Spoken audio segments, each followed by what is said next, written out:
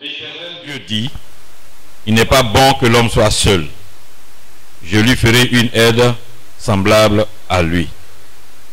Alors l'Éternel Dieu fit tomber un profond sommeil sur l'homme qui s'endormit et prit une de ses côtes et referma la chair à sa place. L'Éternel Dieu forma une femme de la côte qu'il avait prise de l'homme et il l'amena vers l'homme. Et l'homme dit, voici cette fois celle qui est os de mes os et chair de ma chair. On l'appellera femme parce qu'elle a été prise de l'homme. C'est pourquoi l'homme quittera son père et sa mère et s'attachera à sa femme et ils deviendront une seule chair. Parole du Seigneur. Amen. Notre Dieu et notre Père, nous voulons nous recommander à ta grâce. Parle-nous maintenant et que ton nom soit glorifié. Amen. Il y a question ici de mariage et il est important de le rappeler. Avec le monde qui marche à pleine vitesse et les dépravations qui s'engagent dans les pays développés.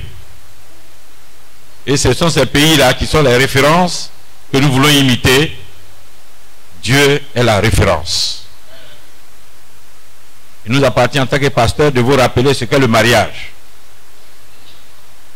Le mariage, selon Dieu, c'est l'union entre deux personnes de sexe opposé, un homme et une femme.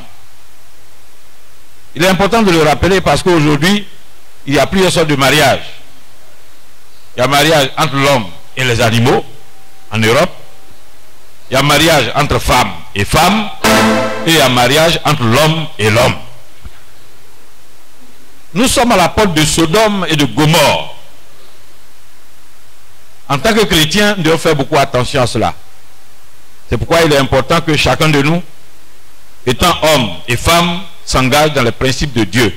Le mariage, c'est l'homme et la femme. Nous devons prendre soin à cela.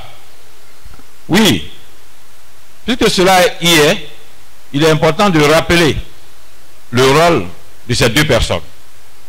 L'homme dans le foyer, la femme dans le foyer. Il est important de commencer d'abord par l'homme.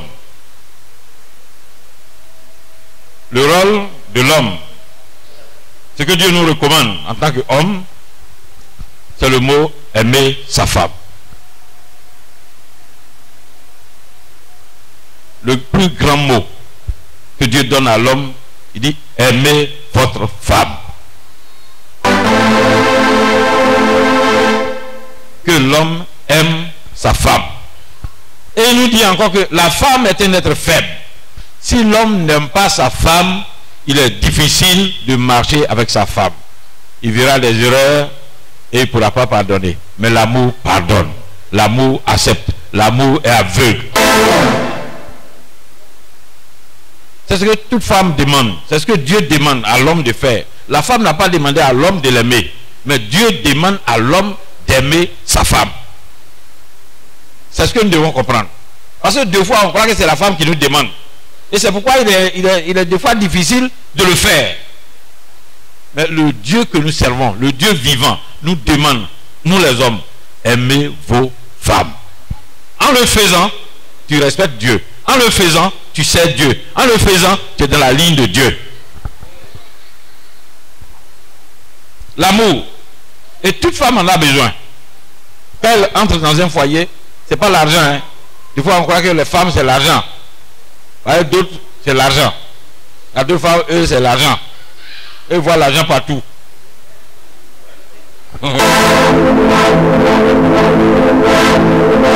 Mais beaucoup de femmes, ce n'est pas l'argent. Elles veulent vivre avec un homme qui l'a placé dans son cœur avec un amour vrai.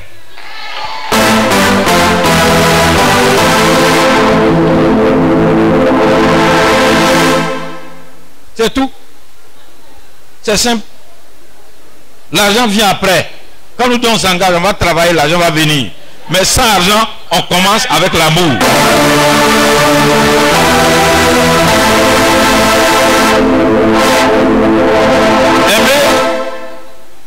C'est un gros mot. Il y a beaucoup de choses dans aimer. Aimer, la femme a besoin de protection. Dans le mot aimer, il y a la protection, il y a la vérité, il y a la communication, il y a le mot pardonner et le savoir demander pardon. Parce qu'il y a des hommes qui ne demandent pas pardon. Il dit, toi femme, là, elle demande pardon à la femme, pourquoi? Non. Il est important que l'homme aime sa femme. Et dans l'amour, il redresse sa femme. Il permet à la femme de vivre dans la paix, dans la joie. Il lui montre les bonnes mines.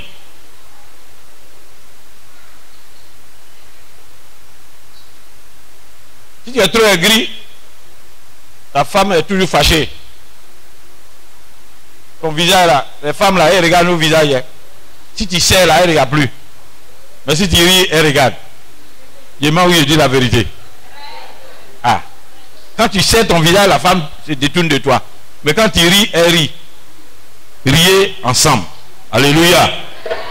Ça fait qu'elle demeure avec toi. Le rôle de la femme est une aide. Toi, tu viens aider. Voilà, mais tu ne viens pas prendre mon pantalon, quoi. Mais des fois, il y a certaines femmes qui viennent prendre les pantalons. Je ne comprends même pas.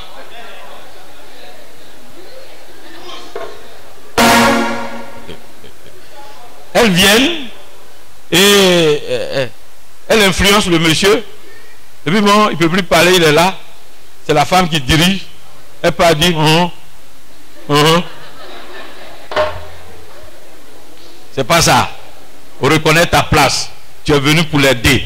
Et le mot aider, c'est pousser dans le secret. Parler dans le secret. Et donner la force à cet homme-là pour pouvoir être efficace. Mais il ne suffit pas de le honner devant les gens pour dire c'est mon mari, il ne vaut rien. Est-ce que ça c'est l'homme? Non. L'homme a besoin de respect. L'homme a besoin de respect. Et ça c'est Dieu qui dit à la femme de le faire. Ce n'est pas l'homme qui a demandé. Il dit femme, respecte ton mari.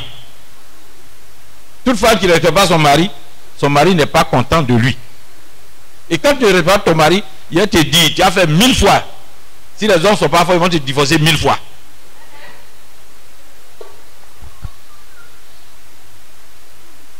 D'autres, ils étaient mal élevés et puis ils veulent prendre ça pour rentrer dans le mariage. Ça ne passe pas. Donc nous devons faire preuve de respect. Si la femme réclame à l'homme l'amour, l'homme réclame à la femme le respect. C'est le chef. Au lieu dans notre monde, il n'y a plus de chef dans la famille. Tout le monde est en même temps. Mais chez nous, à l'église, l'homme est le chef de la famille. Et nous devons savoir ça. Tu as dit non, le monde a évolué, donc à la mairie, ils ont dit ça, donc c'est ça à pratiquer. La Bible dit autre chose que le monde dit. Et c'est ce que la Bible dit. Nous sommes chrétiens et nous sommes là pour ça. Il faut aider ton mari dans tout le travail. Faire à temps, le repas à l'heure, la propriété de la cour, les assiettes et bien d'autres, les habits. C'est à cause de tout ça, il t'a marié. Ouais. Parce que tout ça, ça fait des retards. C'est quel moment je vais avoir pour laver tout ça là? Avant d'aller au travail, tout ça c'est lent. Ça me met toutes des pressions. Donc je me marie, ma femme va s'occuper de ça et moi je vais travailler. C'est tout. Mais aujourd'hui notre monde change. Quand vous regardez à la télé les feuilletons là, ne copiez pas, hein. Où la femme dort, le monsieur va faire café pour lui donner dans la chambre là. Ne copiez pas, hein.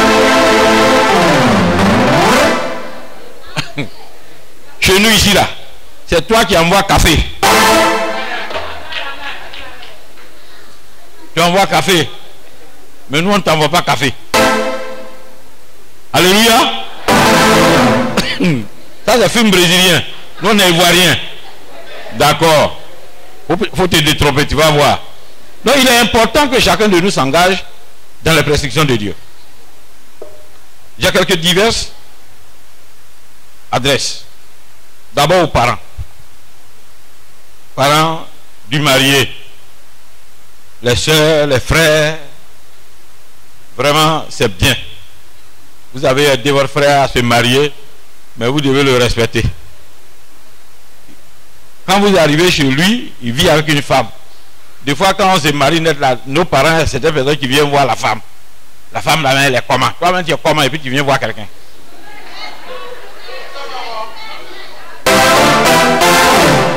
Tu viens voir la femme là. Est-ce qu'elle est gentille? Est-ce qu'elle est jolie? Ou elle fait quoi? Toi-même, tu es qui? Voilà. Quand tu vas là, il faut savoir qu'il y a deux personnes qui vivent là-bas. Il faut les respecter. Si tu ne les respectes pas, il ne faut pas partir là-bas. Il faut te marier toi aussi et puis reste chez toi. Ça c'est pour les deux parents. Hein. En même temps, mieux. Vos enfants rentrent dans le mariage et c'est vous, ou vos frères rentrent dans le mariage et c'est vous qui quittez là-bas maintenant pour venir les embêter. Ça c'est quelle femme ça? Tu ne la respectes même pas. Mais c'est ton frère que tu banalises. Arrêtez ça. Donc, parents, et d'autres aussi, c'est leur maman qui prend le téléphone pour dire, c'est pas le seul homme. S'il ne veut pas, il faut quitter. Toi-même, ton mari, là, quand il te frappe, là, tu quittes. Tu quittes pas, tu es là. Il faut rester. On est dedans pour toujours. On mourra dans ça. Alléluia. Que chacun reste dans son foyer et se respecte. Et quand tu me trouves chez moi, avec ton frère et ta soeur qui est mariée à un homme, respectez-les. Ça, c'est important. Aider-les à se marier plutôt que les aider à se séparer. C'est très important. Les mauvaises compagnies, arrêtez. Tu se maries, tu es jaloux. On ne t'a pas dit de ne pas te marier. Hein? Tu es jaloux et puis tu viens mettre les bâtons dans les roues. C'est pas bon. Bas la terre. Il faut donner le vrai conseil et Dieu va te bénir. C'est ça qui est important. Je voudrais rappeler aussi aux conjoints les incompréhensions, les on-dit. Ce monsieur-là, il n'a jamais de village, on ne l'a jamais vu. On dit que là, il détruit, mais on ne le voit jamais. Quand il va dire, bon, on m'a dit que, c'est lui qui m'a dit, hein, c'est le pasteur qui m'a dit. Lui il dit, on m'a dit que, l'autre dit, on m'a dit que, jusqu'à on ne va pas voir la personne. Donc dans la vie responsable que nous sommes, si nous voulons bien marcher, les on-dit là, nous devons faire fi de cela. Quel que soit ce qui se dira. C'est quand tes yeux voient que tu as la responsabilité d'agir. Alléluia. Les on-dit, enlevez-les. Je voudrais aussi interpeller les non-mariés à se marier. Ceux qui sont dans le concubinage à régulariser leur situation. Oui, la voie est libre, la mairie est là, vous pouvez partir et puis c'est simple.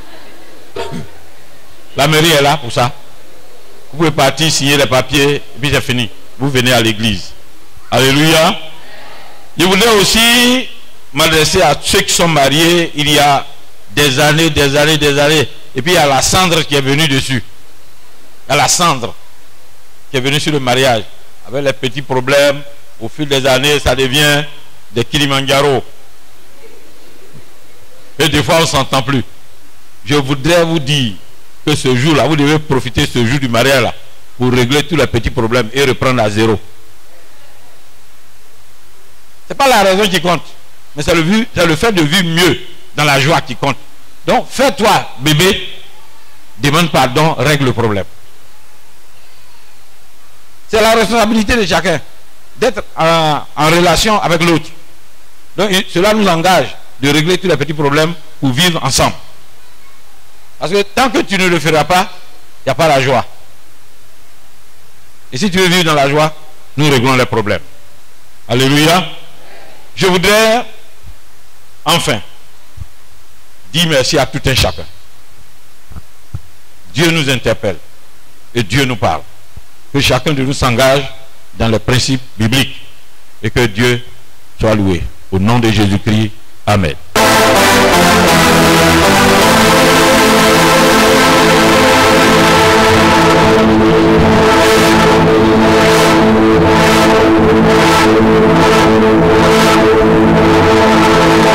Alléluia. Nous disons merci au surintendant, au révérend pasteur Ben Merci pour les conseils que vous prodigue.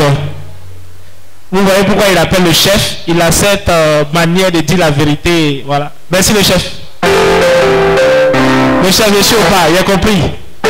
Ceux qui ne sont pas mariés doivent se marier. C'est ça, non?